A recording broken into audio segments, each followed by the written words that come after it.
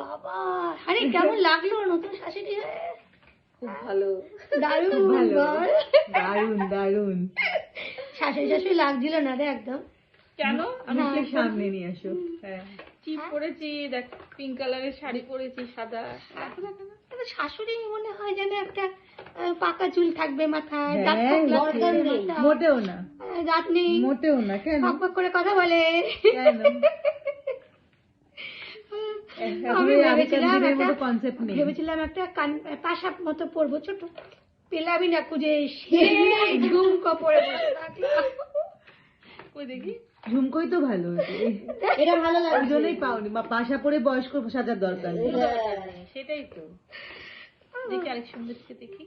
কি সুন্দর আমাদের দেখায় মুখ একদম আমাদের 12টা বেজে গেছে। বৌমা কি ভালো হয়েছে বল? হ্যাঁ, কি সুন্দর দেখতে, খুব ভালো, কি সুন্দর ব্যবহার না, কি সুন্দর লাল টুকটুকে শাড়ি পরেছে, ব্লাউজ পরেছে, খুব ভালো লাগছে দেখতে। এই যে ও হাসছে, দাঁড়া দাঁড়া দাঁড়া।